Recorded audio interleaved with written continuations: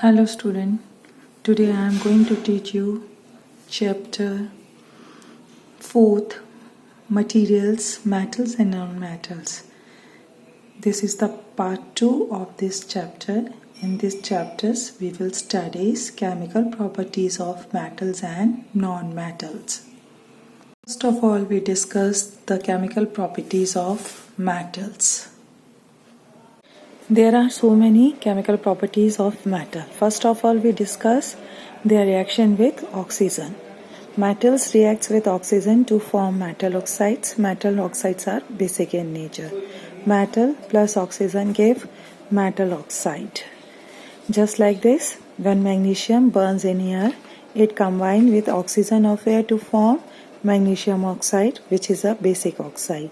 Magnesium means Mg plus oxygen O2 give magnesium oxide, that is MgO, which is basic in nature. When magnesium oxide dissolves partially in water, it forms magnesium hydroxide solution. It turns red litmus to blue, so showing that it is a base and that magnesium oxide is a basic oxide. इस तरह से हम देखते हैं जब metal oxygen से react करता है तो वो हमेशा क्या फॉर्म करता है, ऑक्साइड्स फॉर्म करता है which are basic in nature होते हैं, जो ब्लू रेड लिटमस को ब्लू में चेंज कर देता है.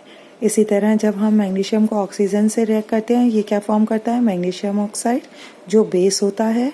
और जब मैग्नीशियम ऑक्साइड को जब हम वाटर में डिसॉल्व करते हैं it will form magnesium hydroxide, जो it will turns red litmus to blue, showing basic nature. Next, the reaction of iron metal with oxygen of air which take place in nature. During the rusting of iron, rusting means जैसे आपने देखा है लोहे में जब जंग लग जाती है तो उसको हम क्या बोलते हैं, rusting of iron. Iron metals combine slowly with the oxygen of air in the presence of water to form a compound called iron oxide. This iron oxide is rust. Rust क्या होती है, आयरन ऑक्साइड होती है. जब iron किससे react करता है, oxygen से, और क्या फॉर्म करता है, आयरन ऑक्साइड, जो कि क्या कहलाती है, rust, which is basic in nature. Now we will take next example of copper metal. जब कॉपर मेटल मॉइस्ट एयर से रिएक्ट करती है तो वो क्या फॉर्म करती है, copper hydroxide and copper carbonate, जो कि क्या बना लेते हैं, कॉपर के ऊपर एक ग्रीन कोटिंग बना लेते हैं. आपको मालूम है मॉइस्ट एयर के अंदर वाटर भी होता है, कार्बन डाइऑक्साइड भी होती है और ऑक्सीजन भी होती है. जब कॉपर इन तीनों चीजों से रिएक्ट करती है तो वो क्या बनाती है, कॉपर हाइड्रोक्साइड और कॉपर कार्बोनेट, जो कि एक तरह की ग्रीन कोटिंग होती है जो कॉपर के ऊपर डिपॉजिट हो जाती है. जिससे आपने कई बार आपने देखा है कि घर में जो नल वगैरह हमारे लगे हुए होते हैं जो कॉपर के होते हैं या वेसल्स यूज होती हैं, जब बारिश या उसको हम बाहर रख देते हैं या मॉइस्ट एयर से जब वो रिएक्ट कर जाता है तो उसके ऊपर एक ग्रीन कलर की लेयर हो जाती है, जिसको हम क्या बोलते हैं, कोरोजन ऑफ कॉपर. क्या बोलते हैं, corrosion of copper. Next, when metal reacts with water, then what will be the form? They will form metal hydroxide and hydrogen gas. Example, metal plus water give metal hydroxide plus hydrogen. Now we will take one example of sodium metal. When sodium metal reacts violently with cold water forming sodium hydroxide solution and hydrogen gas. यानी कि sodium Na plus water H2O gives sodium hydroxide NaOH plus hydrogen. Sodium is a very reactive metal. हम सब जानते हैं कि sodium बहुत reactive metal है. अगर हम इसको it reacts with the moisture, oxygen and other gases present in air. So if sodium metal ये क्या करती है, बहुत जल्दी जो अपनी मॉइस्चर होता है या ऑक्सीजन होती है या अदर गैसेस होती है उनसे बहुत जल्दी रिएक्ट कर जाती है. अगर इसीलिए हम सोडियम को खुला उसमें एयर में रख देंगे तो वो जल्दी से इससे रिएक्ट हो जाती है और स्पॉइल्ड हो जाती है। अब इसको बचाने के लिए कि इसका रिएक्शन मॉइस्चर या गैस से ना हो, तो हम सोडियम मेटल को हमेशा किसके अंदर रखते हैं? केरोसिन में। किस में रखते हैं? Kerosene. Potassium metal is also highly reactive. Potassium metal भी क्या होता है? बहुत हाईली रिएक्टिव होता है, इसीलिए हम उसको भी किस में स्टोर करते हैं? केरोसिन में। तो सोडियम और पोटेशियम को हम केरोसिन में इसलिए स्टोर करते हैं कि वो मॉइस्ट एयर से रिएक्ट ना करे। Reaction with acids. Most of the metals reacts with dilute acids to form salts and hydrogen gas. That is, metal plus acid gives salt plus hydrogen. We will take the example of magnesium metal. When it reacts with a hydrochloric acid, it forms magnesium chloride and hydrogen gas. इसका reaction कैसे लिखते हैं? Magnesium Mg plus hydrochloric acid HCl give magnesium chloride that is MgCl2 plus hydrogen that is H2O। The less reactive metals, जैसे जो भी less reactive metal होते हैं, जैसे कॉपर है, सिल्वर है एंड गोल्ड है, ये डाइल्यूट एसिड से रिएक्ट नहीं करते हैं। Copper, silver and gold do not produce hydrogen gas with dilute acids. The reactions of metals with acids have some important implication in our daily life. क्या क्या implications होते हैं कि when foodstuffs containing acids are kept in iron, aluminum or copper containers, the acids present in these react with the metal of the container slowly to form toxic salt. आपने देखा है कोई भी खाने की चीज होती है, जैसे हम कॉपर या आयरन वाले मेटल में रख देते हैं, तो वो उससे क्या हो जाता है कि जो फूड स्टफ जिसके अंदर एसिड अगर प्रेजेंट होता है तो वो मेटल से क्या कर जाता है? रिएक्ट कर जाता है और बहुत सारे पॉइजनस सब्सटेंस उसमें से रिलीज होने शुरू कर देते हैं, जो हमारे खाने को क्या कर देते हैं? खराब कर देते हैं। जैसे कि हमने कोई भी सिट्रस फूड है, जैसे ऑरेंज जूस है, पिकल्स है, चटनी है, इनको हम लोग किस में रखते हैं? अगर मेटल कंटेनर में रख देते हैं तो जो इसका एसिड होता है वो किससे रिएक्ट हो जाएगा? उनके एसिड से, और इस तरह से वो सारा जो भी हमारा पिकल या जो होता है वो सब क्या खराब हो जाता है। इसीलिए हम इनको मेटल में उसमें स्टोर नहीं करते हैं। Basis. Some metals react with bases to form salt and hydrogen gas. Example, metal plus base is give to salt plus hydrogen. We will take the example of aluminium is a metal and sodium hydroxide is a base. When aluminium is heated with sodium hydroxide, then sodium aluminate, salt and hydrogen gas are formed. जैसे sodium hydroxide NaOH plus aluminum Al give sodium aluminate NaAlO2 plus hydrogen H2। तो इस तरह से metal base से react करते हैं। The aluminium and zinc are the two common metal which react with base to produce hydrogen gas, but all the metals do not react with base to produce hydrogen gas.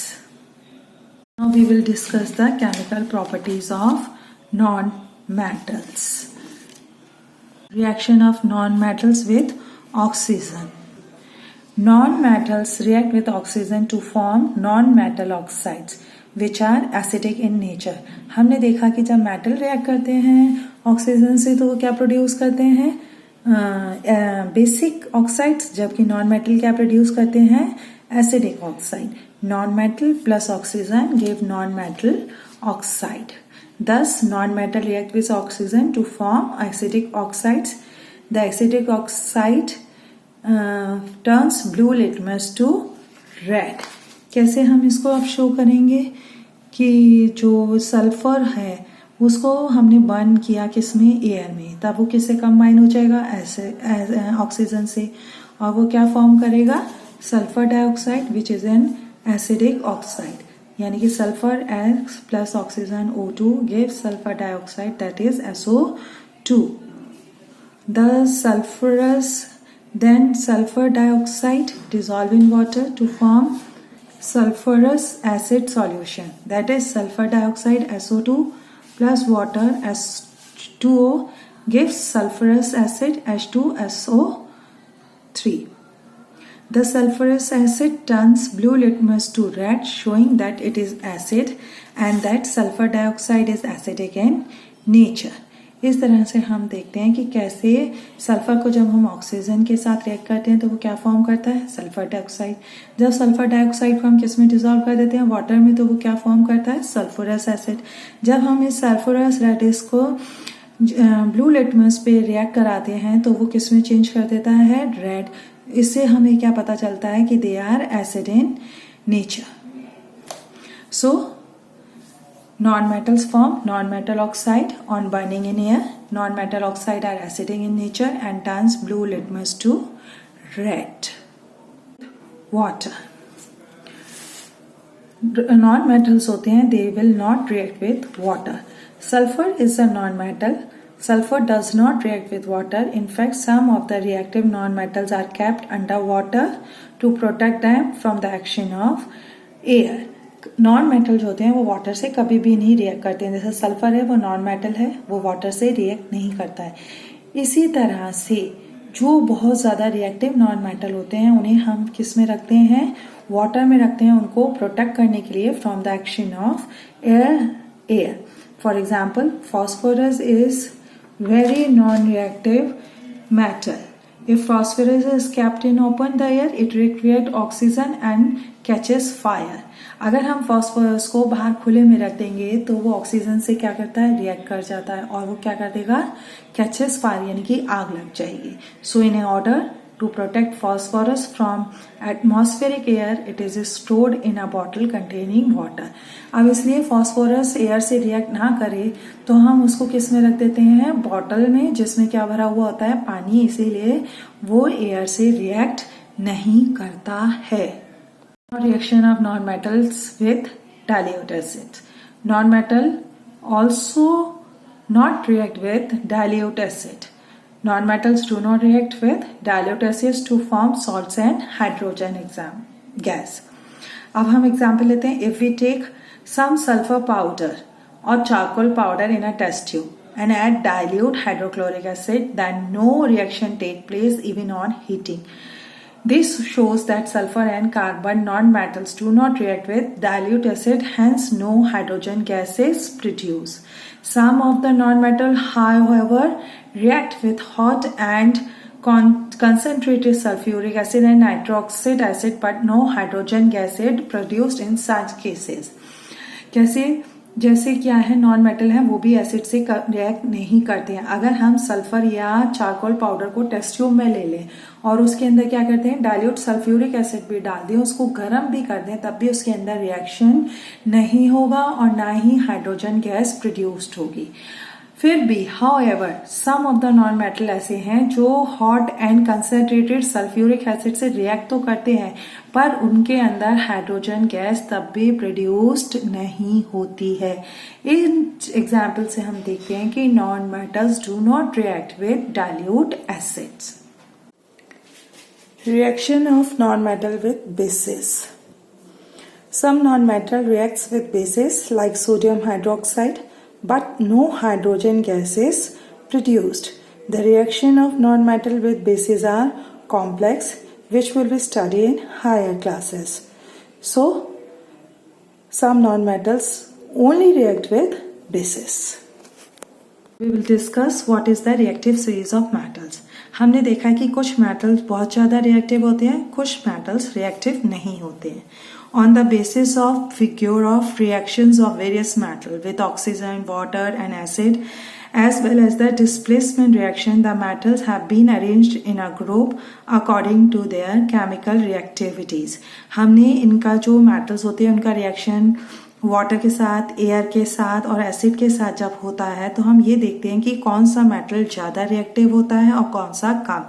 इसी के basis पर हमने metals को क्या किया हुआ है, arrange किया हुआ है एक कॉलम में in order of decreasing reactivities, यानी कि उनकी नीचे होती हुई रिएक्टिविटीज़ को, जिनको हम क्या बोलते हैं, reactive series of metals. So what is reactive series of metals? The arrangement of metal in a vertical column in the order of decreasing reactivities is called the reactivity series of metals. The reactive series of some common metal is given in a table which I have shown in your front. That इसमें से हमें देख के पता चल रहा है कि जो पोटेशियम होता है वो मोस्ट रिएक्टिव होता है, इसीलिए हमने उसको कहाँ रखा है, top of the reactivity series. Gold है वो सबसे कम रिएक्टिव मेटल होता है, इसीलिए हमने उसको सबसे नीचे रखा है रिएक्टिविटी सीरीज में. तो ये रिएक्टिविटी सीरीज हमें दिखाते हैं कि कौन सा मेटल ज़्यादा रिएक्टिव है और कौन सा कम रिएक्टिव है. इसी रिएक्टिविटी सीरीज पे अब हम आगे क्या पढ़ेंगे, the displacement reaction of metals. Now what are the displacement reactions? A more reactive metal displaces a less reactive metal from its salt solution. जो मोर रिएक्टिव मेटल होता है वो लेस रिएक्टिव मेटल की जगह ले लेता है और क्या फॉर्म करता है, सॉल्ट सॉल्यूशन. जैसे मैं एग्जांपल दे रही हूँ कि आयरन मेटल किससे रिएक्ट कर रहा है, कॉपर सल्फेट सॉल्यूशन से. कॉपर सल्फेट जब सॉल्यूशन से वो फॉर्म करता है तो लेकिन जब वो उसमें जो सॉल्यूशन बनता है तो वो किसका बनता है, आयरन सल्फेट का, और वो कॉपर को क्या कर देता है, डिस्प्लेस कर देता है. यानी कि क्यों डिस्प्लेस कर देता है, क्योंकि आयरन है वो मोर रिएक्टिव है किससे, कॉपर से. आपको मैं एक सिंपल से एग्जांपल बताती हूँ कि दो बच्चे हैं, एक ज्यादा ताकतवर है और एक थोड़ा सा कमजोर है. अगर वो ताकतवर इंसान उसको हटा दे उसकी जगह से और उस पर बैठ जाए और उसको दूर कर दे तो इसका मतलब क्या हुआ कि ताकतवर ने कमजोर वाले की जगह को ले लिया और उसको अलग कर दिया. इसी तरह से मोस्ट रिएक्टिव जो मेटल होता है वो लेस रिएक्टिव मेटल को उसकी जगह से हटाकर उसकी जगह ले लेता है. उसी रिएक्शंस को हम क्या बोलते हैं, displacement reaction. Between the chemical properties of metals and non-metals. Metals forms basic oxides, non-metals forms acidic oxide. Metal react with water to produce hydrogen gas. Non-metal do not react with water. Metals reacts with dilute acid to produce hydrogen gas. Non-metal do not react with dilute acid. Next topics, what are the uses of metals? There are so many uses of metals which I am discussing with you. Iron, copper and aluminum metals are used to make cooking utensils and water boilers for factories. Second, copper metal is used for making electric wires for household wiring, electric motors, etc.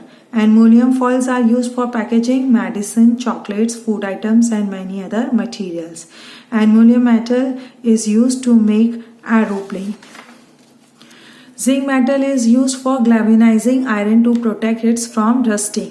क्या होता है, जो zinc होता है हम उसको copper या उसके ऊपर लेयर बना देते हैं जिससे जब वो एयर से कांटेक्ट में आता है तो वो उसके ऊपर रस्ट यानी कि जंग नहीं लगती है. Silver and gold metals are used to make jewellery. Mercury metal is used in making thermometers. इस तरह से बहुत सारे मेटल के यूजेस होते हैं.